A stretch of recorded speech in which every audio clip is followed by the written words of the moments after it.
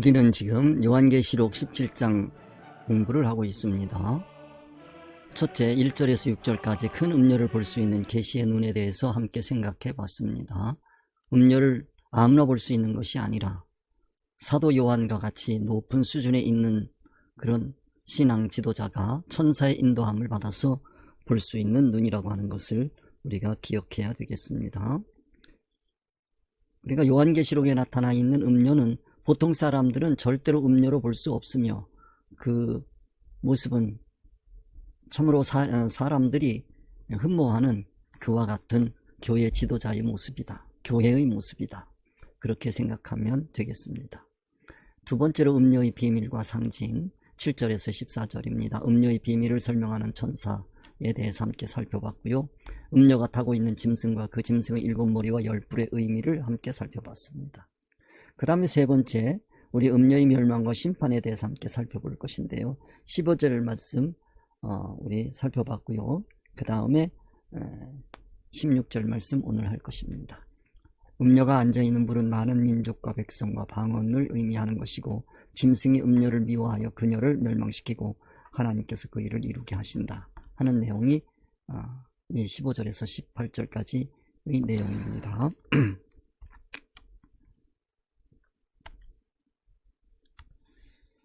요한계시록 17장 15절에서 18절 말씀 다시 한번 살펴보겠습니다. 또 천사가 내게 말하되 내가 본 바 음료의 앉은 물은 백성과 무리와 열국과 방언들이니라.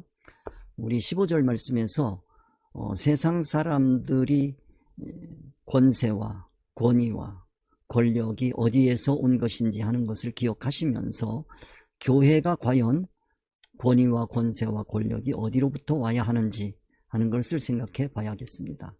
지금 현대 교회의 그 권위와 권세와 권력이 과연 어디에서 주어지는 것인지 우리는 살펴봐야 되겠습니다. 만약에 음료가 앉은 무리인 백성과 무리와 열국과 방언들이라고 한다면 그 교회는 음료성을 벗어날 수 없다고 하는 사실을 우리는 기억해야 되겠습니다.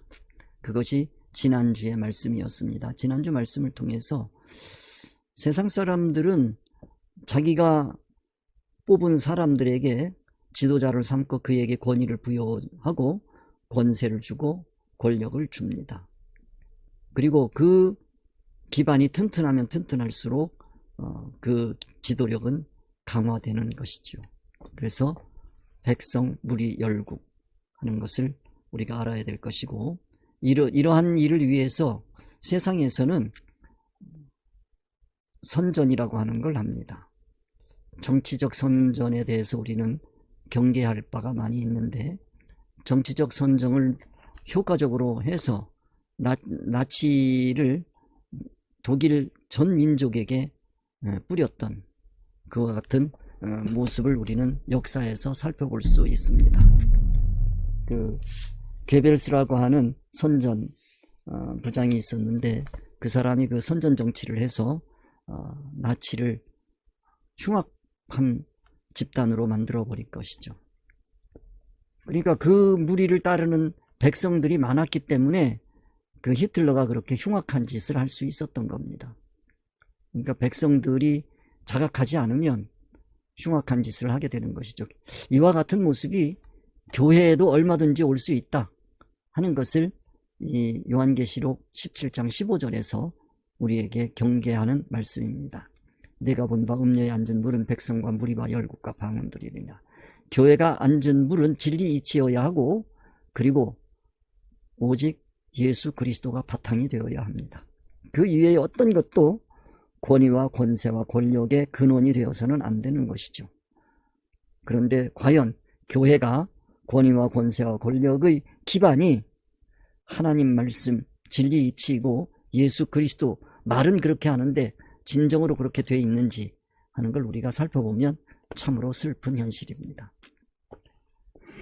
그런 것을 여러분들이 보시면서 교회, 여기 15절에서 18절까지 해서 이거는 현재 우리 교회의 모습이다 라고 생각하고, 이 말씀을 깨닫고 이러한 음료성에서 벗어날 길을 위해서 기도하고 하나님께 간구하는 그와 같은 교회와 지도자가 있다고 한다면 그 교회와 지도자는 참으로 복받은 지도자인 것입니다.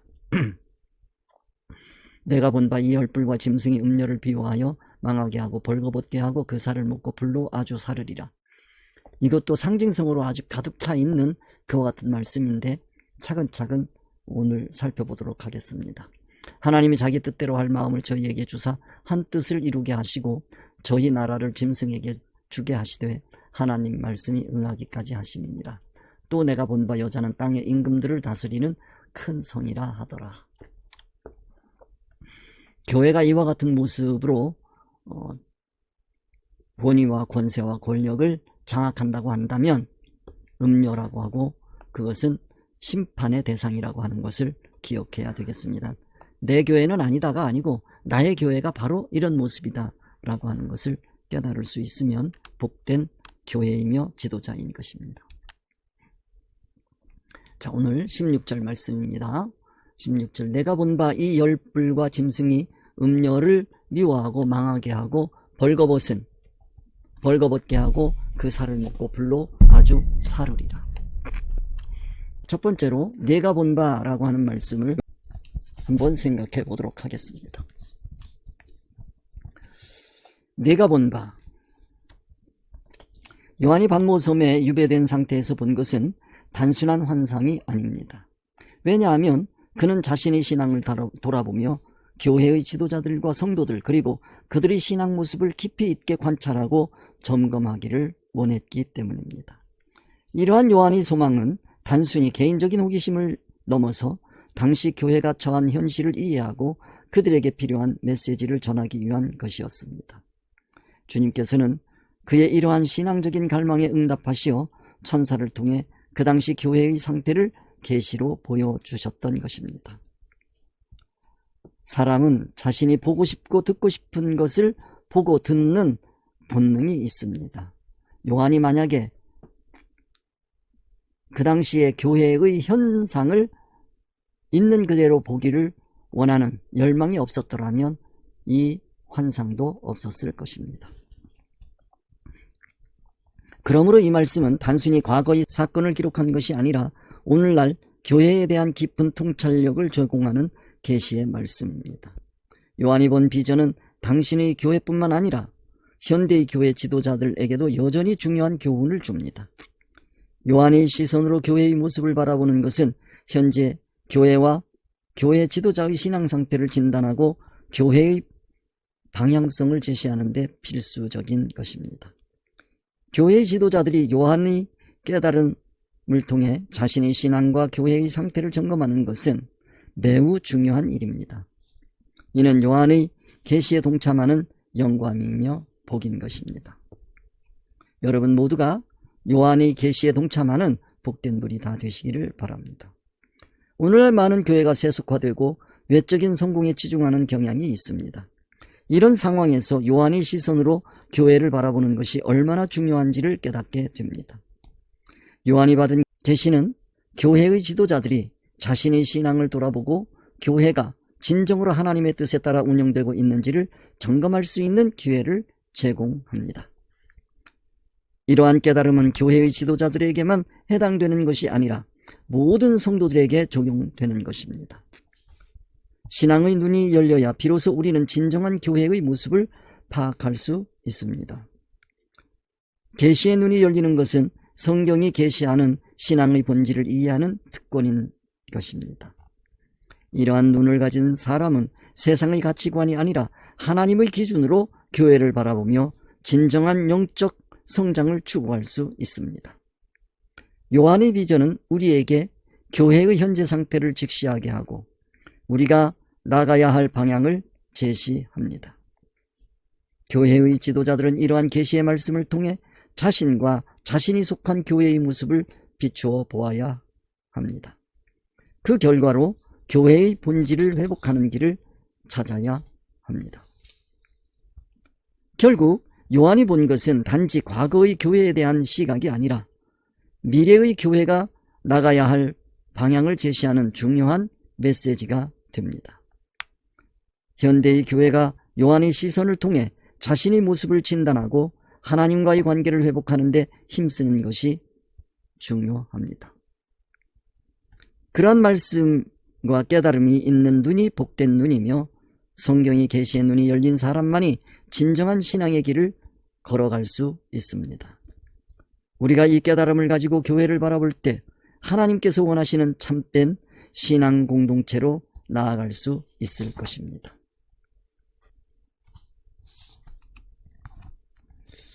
이 열불과 짐승이, 이 말씀은 요한이 본 그 당시의 교회의 모습이지만 오늘날 교회의 현실을 심도 있게 반영하고 있습니다.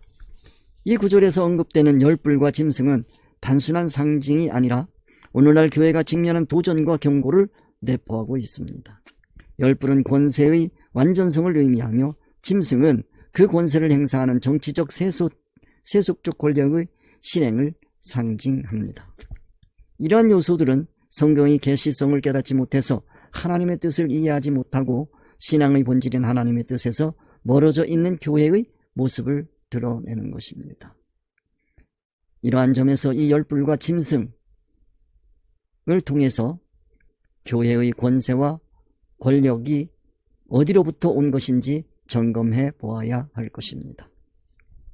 많은 교회가 세속적인 성공과 물질적 풍요를 추구하는 현상은 이 구절이 지적하는 바로 그 문제입니다. 이들은 기독교의 죄성인 비도성을 깨닫지 못해서 하나님이 원하시는 회개를 못하고 죄를 버리지 못한 결과입니다. 죄인으로서 하나님과 연결되지 않은 상태에서 세상의 가치관을 따르며 진정한 신앙의 깊이를 잃어버리고 있는 현실입니다. 결과적으로 그들은 현세적 목적을 우선시하여 영적인 성장과 하나님과의 관계를 소홀히 하고 있습니다. 이러한 교회는 외부적으로는 화려하고 성공적인 모습으로 보일 수 있지만 요한이 깨닫은 계시의 눈으로 바라본다면 그들은 세속화된 교회로 간주될 것입니다. 그 모습은 요한 당시의 교회 모습이기도 합니다. 요한 당시의 교회의 모습은 예수 그리스도의 복음을 전하며 성령 운동에 치중해 있는 아주 열정적인 교회였을 것입니다. 그런데 천사가 요한에게 보여준 음녀의 모습을 통해서 자신이 속하여 있는 교회와 자신의 모습을 바라보고 요한이 얼마나 놀랐을지 하는 것은 감히 상상할 수 있습니다. 세속화된 교회의 지도자들은 자신들이 권세를 통해 물질적 풍요를 이룩하는 것을 하나님의 은혜로 착각합니다. 오늘날 교회의 많은 분들이 물질적인 축복이 마치도 하나님의 은혜인 것으로 간증하며 설교하고 있는 모습을 볼 때 요한계시록 17장 16절의 열불과 이 짐승을 생각하지 않을 수 없습니다. 그러나 이는 진리의 무지에서 비롯된 오류일 뿐입니다. 하나님은 단순히 물질적 축복을 통해서 영광을 받으시는 것이 아닙니다. 교회당을 크게 져놓고 하나님께 영광하는 것처럼 하나님을 모욕하는 언사가 없다고 하는 것을 기억해야 합니다. 오히려 하나님은 신앙의 본질과 진리를 통해 우리와의 관계를 깊이 있게 하시고 그 안에서 진정한 영광을 찾으십니다. 하나님의 온전한 인격으로 변화된 성도의 모습이 하나님의 영광이라고 하는 사실을 간과해서는 안 될 것입니다. 교회가 목회력을 집중해야 하는 것은 성도들의 신앙 성숙, 하나님의 온전한 인격으로 자라가는, 이룰 구원을 이루어가게 하는 그 일에 온 목회력을 집중해야 합니다.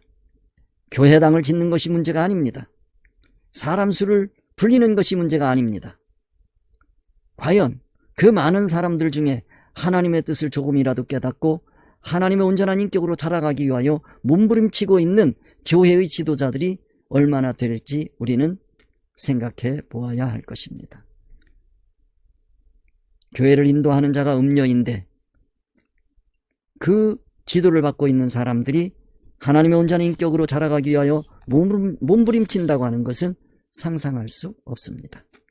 따라서 우리는 이러한 이룰 구원 면에서 교회의 죄스러운 모습에서 벗어나야 하는 것입니다. 이를 구원은 우리가 이루어가야 할 무한한 하나님의 온전한 인격으로 하나님과 높은 사랑의 관계를 이룩하고 세상의 가치관에 휘둘리지 않는 신앙을 지향해야 하는 것입니다.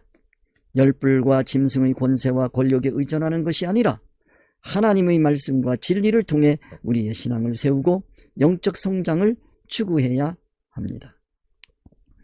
이러한 구원이 이루어질 때 우리는 진정으로 하나님이 기뻐하시는 교회로 나갈 수 있습니다. 단순히 교회의 물질적 풍요가 아닌 영적인 풍요를 추구하는 길이 하나님께서 원하시는 참된 신앙의 길임을 강조해 드립니다. 이 말씀은 우리가 이루어가야 할 구원이 무한이라고 하는 사실을 깨닫지 못하면 이해하기 참 어렵습니다. 요한이 깨달은 이 말씀은 보통 수준의 신앙으로 이해하려고 하면 큰 신앙적인 오류에 빠지게 됩니다. 자칫 잘못하면 이 요한계시록에 나타나 있는 7교회가 현재 교회 지도자들이 설교하는 것과 같이 그렇게 타락하고 저질스러운 교회가 아니라고 하는 것을 기억해야 합니다. 그들의 수준은 우리의 수준과 상상도 못할 정도로 높은 수준이었지만 그 수준에서 더 높이 올라가야 될 신앙의 높은 차원을 보여주시기 위해서 천사를 동원해서 사도 요한에게 이 계시의 말씀을 주고 있다고 하는 것을 기억해야 할 것입니다. 음녀를 미워하여, 짐승이 음녀를 미워하여라는 구절은 성경의 심오한 진리를 담고 있는 계시의 말씀이기도 합니다. 이 구절은 짐승과 음녀 간의 복잡한 관계를 드러내며 그 관계의 본질이 하나님의 뜻인 진리에 기반한 사랑이나 미움의 감정이 아니고 임시적이고 변동적인 세상 이치 기준에 따른 것임을 강조하는 말씀입니다. 그래서 앞에서 음녀라고 하는 지도자의 성격을 정해준 것입니다. 음녀라고 하는 지도자의 성격을 주었기 때문에 우리는 이게 나쁜 것이구나 하고 감을 잡을 수 있는 것이지, 만약에 이 말씀이 없었다고 한다면 그 교회의 지도자는 아마도 칭송받는 교회 지도자일 것입니다. 짐승은 진리가 아닌 임시이치에 기반한 존재로 묘사됩니다. 이는 짐승이 일시적인 세상 가치나 기준으로 음녀를 대한다는 의미입니다. 음녀 역시 마찬가지입니다. 음녀와 짐승의 관계성이 임시 세상 이치라는 것입니다. 그러므로 서로 주고받는 사랑이 진리에 기초한 사랑이 아니라 일시적인 인간의 비조성인 죄성에 기초한 감정에 불과하다는 것입니다. 이러한 관계는 이 세상에서는 아주 깊은 사랑의 관계로 보일지라도 결국 서로 영원한 천국을 파괴하는 결과를 초래하게 됩니다. 그러한 사랑과 미움은 겉으로는 신앙적으로 보이지만 그 근본적인 관계성은 모두 천국 파괴로 이어집니다. 짐승이 음녀성에게 주는 사랑이든 미움이든 결국 그것은 천국, 즉 하나님의 나라를 망하게 하는 원인이 된다고 하는 것을 기억해야 합니다. 음녀가 사랑하는 그 사랑과 짐승이 사랑하는 사랑, 그 사랑을 여러분들이 이해를 하시고 음녀가 미워하는 그 미워하는 것과 짐승이 미워하는 그 기준을 늘 생각해야 합니다. 그 기준이 하나님의 의사성인 진리 이치에 의한 것인지 아니면 세상 이치 기반에 의한 것인지 우리는 살펴보아야 합니다. 세상 사람들이 좋아하는 사랑으로 교회가 사랑해서는 안 됩니다. 주님이 좋아하는 사랑으로 사랑해야 되고 주님이 싫어하시는 그 미워하는 것으로 미워할 줄 알아야 됩니다. 그러한 신앙의 깊이를 여러분들이 이해를 하셔야 할 것입니다. 자칫 잘못하게 되면 이 초대교회를 음료라고 했으니까 초대교회가 마치도 현대교회의 그 교회 수준 이하로 생각하기 쉬울 텐데 천만의 말씀입니다. 지금 요한 당시에 그 7교회는 지금 우리들이 생각하는 것보다 훨씬 높은, 상상할 수 없을 만큼 높은 신앙 수준이라고 하는 것을 이해하시고 그럼에도 불구하고 천사는 요한에게 이게 음녀성이다라고 말씀을 해주시는 겁니다. 그거를 이해할 수 있어야 됩니다.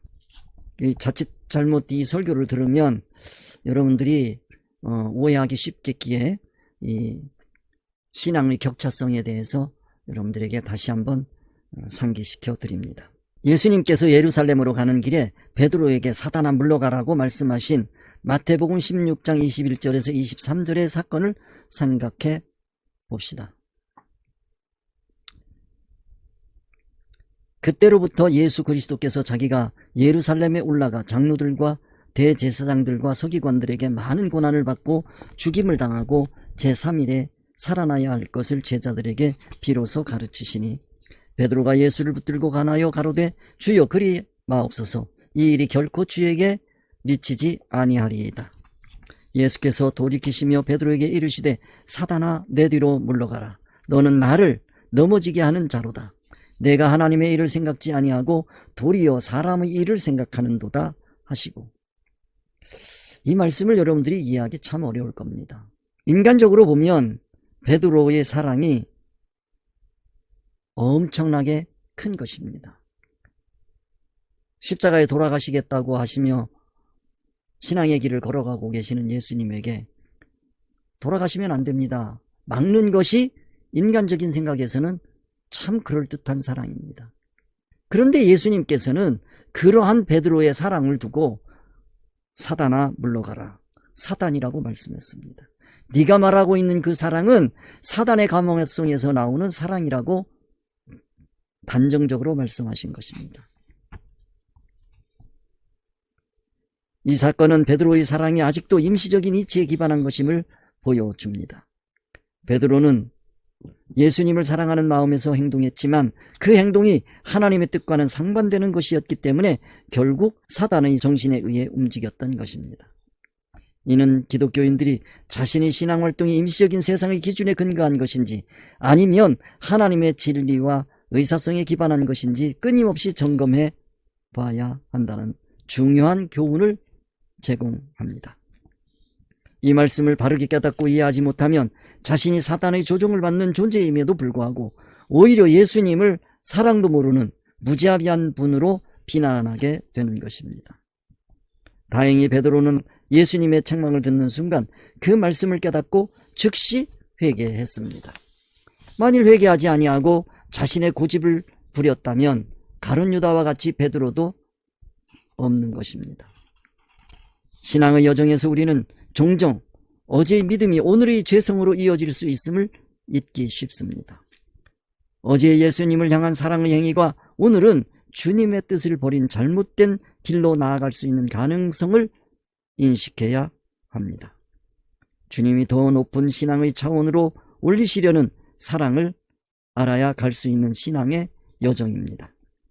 이러한 인식이 없다면 우리의 신앙은 고정되어 버릴 위험에 처하게 됩니다. 오늘날도 초대교회로 돌아가자고 하는 그러한 주장을 하는 분들이 꽤 많이 있습니다. 초대교회에 박제되어 있는 신앙의 모습입니다. 더 높은 차원이 이룰 구원으로 올라가지 못하고 신앙이 과거의 상태로 박제되는 것을 방지하기 위해서는 끊임없는 자기 성찰과 평가가 필요합니다. 그러기 위해서는 자신이 깨달은 성경 말씀이 그것으로 전부인 것으로 착각하면 안 됩니다. 어제 깨달은 말씀이 오늘도 내일도 영원토록 동일하다고 생각하면 안 됩니다. 질은 같지만은 수준은 다르다고 하는 것을 기억해야 합니다. 이러한 신앙을 우리에게 모범으로 보여주신 분이 사도 요한입니다. 이러한 관점에서 끊임없이 요한계시록을 성령님의 도우심으로 연구해야 합니다.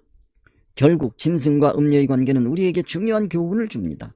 사랑과 미움은 단순히 이 세상적인 사람들이 갖는 감정의 문제가 아니라 관계의 본질을 이해하고 하나님의 뜻에 따라 우리의 신앙을 점검해야 한다고 하는 것을 상기시킵니다. 우리는 진리 이치를 깨닫고 자체화하여 그 진리에 따라 이 세상에서 임시 이치를 사용하며 살아가야 합니다. 하나님의 의사성인 진리를 빼고 임시적인 기준에만 의존하여 살아서는 안 됩니다. 이러한 인식을 통해 우리는 더 깊은 신앙의 길로 나아갈 수 있습니다. 지금까지 기독교 신앙 생활에서 빠지기 쉬운 함정인 사랑에 대해서 살펴보았습니다. 미움도 동일합니다. 인간의 가치관으로 사랑이라고 느껴지지만 하나님께서는 사랑이 아니라고 심판하시는 사랑을 이번 기회에 확실히 깨달아야겠습니다. 여기 열불 짐승이 음녀를 미워하는 이 미워하는 그 기준이 말씀을 깨닫고 사도 요한이 음녀를 미워하는 그 미워하는 성질이 같다고 생각하면 이 말씀을 절대 이해할 수 없습니다. 이 열불 짐승이 음녀를 미워하는 그 이해타산가치 판단 평가의 기준이 임시 세상 이치입니다. 음녀가 가지고 있는 가치 판단의 평가 기준도 세상입니다. 그래서 미워하거나 사랑하거나 둘 다 그거는 미워하는 것과 같은 것입니다. 사랑하는 것도 사랑이 아닙니다. 미워하는 것입니다. 교회에서 세상 기준으로 사랑한다면 그것은 기독교인으로서 가져야 할 사랑이 아니라 오히려 그거는 미움이라고 하는 결과를 가지고 온다고 하는 사실을 기억해야 할 것입니다. 자, 여기서 망하게 하고 라고 하는 말씀을 생각해 볼 수 있습니다. 망하게 하고, 일시적인 기준으로 신앙생활을 하는 것은 천국의 본질에 심각한 영향을 미치게 됩니다. 이러한 말씀에 대해서는 여러 차례 강조해 왔습니다. 많은 사람들이 현재 세상이 망하는 것에 대해서는 잘 알고 있지만 천국이 망하는 문제에 대해서는 간과하는 경우가 많습니다. 이는 신앙의 본질을 흐리게 하고 궁극적으로 하나님과의 의사적으로 통하는 사랑의 관계를 악화시키는 결과를 초래하게 됩니다. 천국은 하나님의 영원한 나라로 그곳의 기초는 진리와 의입니다. 우리가 이 세상에 사는 동안 임시적인 이치에 따라 신앙을 운영하면 우리는 죄를 인식하지 못하고 진리에서 멀어지고 하나님이 원하시는 삶의 방향을 잃게 됩니다. 이러한 상황에서 천국의 가치와 그 의미를 깨닫지 못한다면 우리는 기독교인의 길에서 벗어난 상태인 것입니다. 즉 임시적인 것에 의존하는 신앙은 결국 영적 파멸로 이어집니다. 신앙인은 자신의 신앙이 임시적인 기준에 따라 움직이고 있는지 아니면 하나님의 진리에 뿌리를 두고 있는지를 끊임없이 점검해야 합니다. 진정한 신앙은 하나님과의 깊은 사랑의 관계를 통해 성장하고 영원한 가치를 추구하는 것입니다. 이러한 인식이 없다면 우리 신앙은 고정되어 버리고 결국 무너질 위험에 처하게 됩니다. 결론적으로 천국이 망하는 것을 인식하지 못하는 것에 대한 심각한 경고의 말씀입니다. 우리는 하나님의 뜻에 따라 진리의 길을 걸어야 하며 신앙 여정의 수단인 임시적인 기준에 의존해서는 안 됩니다. 이러한 점을 깊이 이해하고 실천하는 것이 진정한 신앙생활의 핵심입니다. 여기까지 말씀을 돌아본다고 한다면 열불과 짐승이 음녀를 미워하고 망하게 하고 하는 것은 임시 이치로 사랑하는 것이 음녀를 미워하는 것이고 망하게 하는 것이라고 하는 것을 기억해야 한다는 말씀입니다. 다섯 번째, 벌거벗게 하고 라는 표현은 신앙의 본질을 깊이 성찰하게 합니다. 진리와 지혜에 따라 준비된 신앙이 아니라 짐승성과 같은 임시적이고 세속적인 기준에 근거한 신앙활동은 결국 천국에서 아무런 효력이 없게 됩니다. 이러한 신앙생활은 단순한 외형적 활동이나 세상적인 성공을 추구하게 되며 진정한 영적 가치를 모르는 짐승성으로 인하여 천국을 상실하게 됩니다. 짐승이 활동하는 그 모든 신앙활동은 천국과 연결되지 않습니다. 천국의 효력이 없는 신앙활동이 되는 것입니다.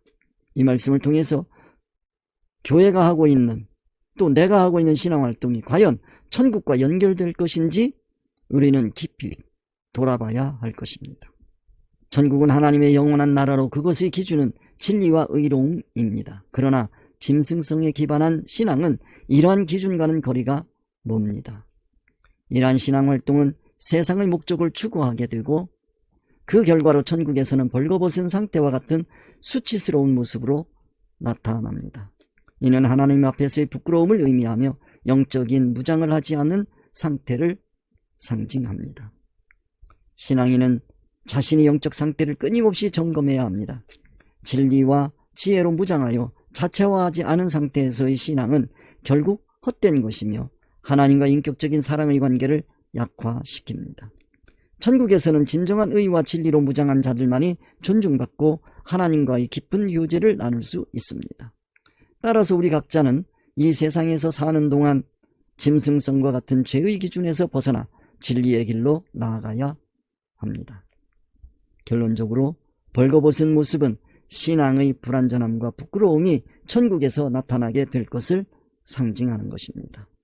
우리는 하나님 앞에서 부끄럽지 않은 진리와 지혜로 무장한 신앙인이 되어야 합니다.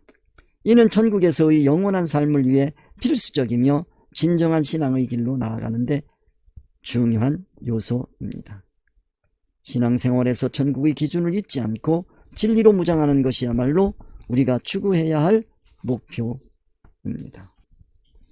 여섯 번째, 그 살을 먹고. 그 살을 먹고라는 표현은 예수님의 제자들이 예수님의 살을 먹는 것과 유사하게 짐승과 열뿔이 음료의 살을 먹는 모습을 묘사합니다. 이 두 가지는 외적으로는 기독교 신앙의 모습처럼 보이지만 실상은 기독교와는 거리가 먼 행위임을 나타냅니다. 예수님의 제자들이 그의 살을 먹는다는 것은 그가 가르친 삶의 방식과 진리를 따르며 예수님의 삶을 본받아 살아가는 모습을 상징합니다. 그리고 그 제자들이 삶을 본받아 성도들이 신앙생활하는 모습을 상징하기도 합니다. 반면 짐승과 열뿔이 음료를 닮아 사는 것은 그들이 음료의 가치와 이념을 수용하고 그에 따라 행동한다는 것을 의미합니다. 그리고 그들의 그러한 신앙생활을 기반으로 음료는 사람들을 선동하여 자신의 권위와 권세를 더욱 강화합니다. 이는 기독교의 진정한 정신의 핵심 가치인 천국과는 정반대의 방향인 세상으로 나아가는 것입니다. 이 말씀을 통해서 여러분들이 이 말씀을 듣는 동안에 교회가 신앙활동하고 있는 방향을 여러분들이 잘 느끼실 수 있게 되기를 바랍니다. 예수님을 따르는 제자들은 그의 영원한 하나님의 인격적인 사랑을 통해 영적인 생명을 얻고 그 삶을 실천합니다. 그러나 짐승과 열뿔은 음료의 세속적인 가치에 의해 형성된 존재로 그들의 삶은 진리와 의가 아닌 임시 세상 가치의 구현인 세상 성공입니다. 이러한 신앙적인 모습을 기독교에서는 부정과 타락으로 표현하기도 합니다. 그러므로 기독교에서 부정과 타락을 표현할 때에는 세상 가치관으로 표현하는 것이 아님을 알아야 되겠습니다. 진리의 말씀을 깨닫지 못한 사람은 절대로 분별할 수 없는 신앙의 세계입니다. 결국 이 두 가지 상징은 우리가 어떤 기준으로 살아가느냐에 따라 우리의 신앙이 어떻게 형성되는지를 보여줍니다. 진정한 신앙은 예수님을 닮아가는 것이며 그와는 반대로 짐승과 음료의 삶은 영적으로 결코 바람직하지 않은 길입니다. 우리는 이러한 대조를 통해 자신의 신앙을 점검하고 진리와 의에 따라 살아가야 할 필요가 있음을 깨달아야 합니다. 오늘 이 말씀을 통해서 여러분들이 음료의 삶을 먹는 이치에 대해서 확실히 깨달아야겠습니다. 여러분들이 행하고 있는 성만찬이 과연 이 음료성에서 벗어난 것인지 예수님이 제정하신 성만찬인지 돌아볼 수 있는 기회가 되시기를 주님의 이름으로 축원합니다. 불로 아주 사르리라. 불로 아주 사르리라는 표현은 음료로부터 받은 강력한 권세를 가진 짐승과 열뿔이 행하는 신앙활동을 상징합니다. 이러한 활동은 교회 내에서 외형적으로 이루어지기 때문에 성령의 역사로 오해받기 쉽습니다. 특히 음료성을 지닌 지도자의 인도 아래 진행되는 신앙활동은 그 열정이 악령의 역사임에도 불구하고 성령의 역사로 잘못 인식될 위험이 높습니다. 오늘날 성령운동이라고 하는 그 성령운동을 계시록에서 말씀하시는 계시의 말씀을 깨닫고 평가할 수 있는 귀한 분들이 다 되시기를 바랍니다. 사실 요한도 처음에는 계시록 17장 6절에서 교회의 그러한 현상을 성령의 뜨거운 역사로 오해했습니다. 그러나 천사가 요한을 책망하며 7머리와 10뿔을 가진 짐승의 비밀을 설명해 주었고 요한은 그 비밀을 깨닫게 되었습니다. 이처럼 교회의 열정적인 신앙활동이 진정한 성령의 역사인지 아니면 잘못된 방향으로 나아가는 하는 것인지 분별하는 것이 중요합니다. 계시록 17장 16절은 이러한 영적 분별력을 가져야 한다는 하나님의 뜻을 명확히 전달하고 있습니다. 영적인 분별력이 없다면 우리는 음료와 짐승의 신앙활동을 성령의 운동으로 착각하게 됩니다. 이는 심각한 신앙적 오리로 이어지며 결과적으로 영원히 씻지 못할 영적인 상처를 남기게 됩니다. 성경의 계시를 통해 진리와 거짓을 분별할 수 있는 지혜를 배워야 합니다. 진정한 신앙인은 말씀을 통해 하나님이 원하는 길을 깨닫고 그 길을 따르며 영적 진리를 찾는 노력을 해야 합니다. 우리는 열정적인 신앙활동 뒤에 숨겨진 보이지 않는 영의 활동을 구별할 수 있는 능력을 키워야 합니다. 그렇다고 해서 열정적인 신앙활동을 해서는 안 된다는 뜻이 아닙니다. 그 열정적인 신앙활동 뒤에 움직이고 있는 영의 분별을 해야 된다는 것입니다. 악령인지 성령인지. 이를 위해 성경 말씀을 통해 주시는 계시를 깊이 깨달아야 하며 그 말씀을 주시는 하나님의 뜻을 바르게 이해하도록 성령님의 도우심을 구해야 합니다. 진정한 성령의 역사와 음료가 내면에 가진 악령의 영향을 구별할 수 있는 영적 통찰력을 통해 우리는 올바른 신앙의 길을 걸어갈 수 있습니다. 이 말씀은 신앙의 열정이 하나님의 뜻에 맞아야 한다는 것을 강조합니다. 하나님의 의사성에서 벗어난 신앙적 열정은 돌이킬 수 없는 하나님의 심판을 받게 되는 위험을 경고하고 있습니다. 오늘 말씀을 통해서 활동의 이면을 보고 평가할 수 있는 영적 통찰력을 갖는 복된 여러분들이 되시기를 기원합니다. 수고하셨습니다. 다음 주에 뵙겠습니다. 우리 주님 가르쳐 주신 기도로 하나 되는 시간 갖겠습니다. 하늘에 계신 우리 아버지여, 이름이 거룩히 여김을 받으시오며 나라에 임하옵시며 뜻이 하늘에서 이루어진 것 같이 땅에서도 이루어지이다. 오늘날 우리에게 일용할 양식을 주옵시고 우리가 우리에게 죄 지은 자를 사하여 준 것 같이 우리 죄를 사하여 주옵시고 우리를 시험에 들게 하지 마옵시고 다만 나라와